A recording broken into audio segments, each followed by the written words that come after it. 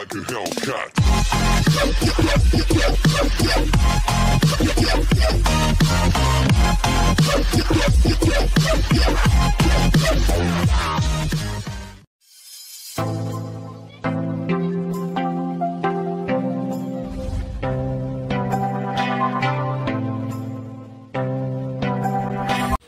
Magandang araw po sa inyong lahat. Kumusta po kayo? Nawa po'y nasa mabuti kayong kalagayan.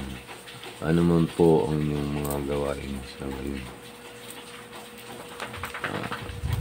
Bago ako magsimula, nais ko munang pasalamatan ang aking mga followers, ang aking mga subscribers na patuloy na nagsusubaybay ng aking mga videos. Maraming salamat po sa inyong lahat. Welcome po sa GB Rose TV. Mayroon tayong tatalakayin dito ng dalawang ori ng 2009. BSP 1 peso 2009. Ito po yung 1 peso ay may standard circulation coins. Magnetic po siya, year 2003 hanggang 2017.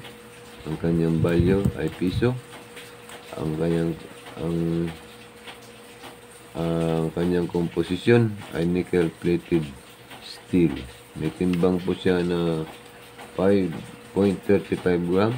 Ang kanyang diameter ay 24 mm. Kanyang thickness 1.9. Ang shape niya ay round. Ang kanyang orientation, middle alignment. Yan po. Usapan natin ito. Ang dalawang ori ng 2009 na 1 piso. Ito po yung 2009 na reverse 1. Reverse 1 po ito ay mayroon po siyang ang good nito ay 550. Wala siyang very good, wala siyang price of fine. Ang kanyang very fine 11 pesos. Ang kanyang extra fine 11 pesos. Ang kanyang iyo 11 pesos at ang kanyang uncirculated 14 pesos. Mayroon po siyang 14% bold letters reverse 1. Yan po. Reverse 1 po 14 pesos ang kanyang uncirculated nito. Reverse 1. Yan po. 14 pesos sa talaan ng minista. Yan po Ang reverse to po nito, bold letter, wala po siyang price sa sa good, very good, fine. Ang may price lang siya dito sa very fine, extra fine, 21 pesos. Sa iyo, meron na siyang 34 pesos. At dito naman sa uncirculated, mayroon na po siyang 62 pesos. Mayroon siyang 5% reverse 2. Yan po Ito po ay 62 pesos. Kung maaari kong bibilhin pa sa inyo, maaari pang madagdagan o tataasan pa ang presyo, depende sa ng yung klase ng yung coins na hawak. Kung yan by uncirculated, almost uncirculated, yan po, may price pa siya dito 62 pesos. Yan, tingnan mo. Total year 2009 na reverse 2. Ayan po. Mga ganitong klase ng mga coins ang hanapin ninyo. Ayan po may luster.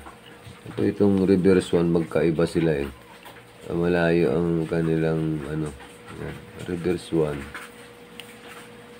common na common ang kanyang ano nito. Yan po. Hindi kagaya na itong reverse 2. Yan po, may luster. Kala mo frosted. Yan po. Mga ganito ang hanapin ninyo. Reverse 2. Pagka ganitong mga ano ninyo, coins, maaari na tataas pa. Kasi dito sa uncirculated, mayroon na siyang 62 pesos. Ano po? Magkaiba siya eh. Ayan, ang mga reverse. Ito yung mga reverse 1. Ayan po. Magkaiba ang ano nila. Ayan. Ito ang mga common na common lang po ito. Ayan po. Kahit i-kumpara pa natin dito. Ayan po. Malayo pa rin. Ito yung reverse 2. Napakaganda. Ba't mayroon lang akong 2 piraso? Ayan po. Tinabi ko na. Ayan. Yan po ay mga reverse 2. Ayan po.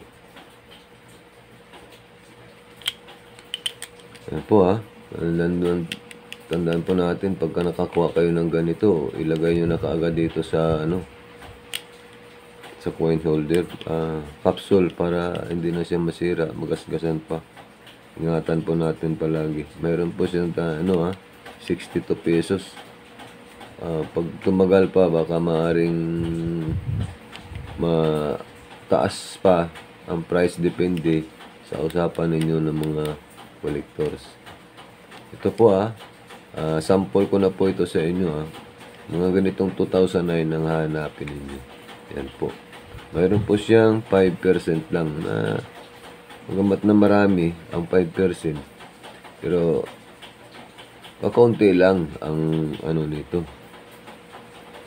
Ang makukuha mo na ganitong uri ng mga 2009 na may mga luster. Yan po. Ang karamihan kasi nakikita ko ganito. Ito lang. Yan po. Yan po. Ito naman ang common. Mga common lang po ito. Pero pagdating ng araw, pag ganito ang mga coins mo, tataas pa ang presyo. Higit pa sa price niya dito ngayon sa numista na 62 pesos. Ano po? Yan po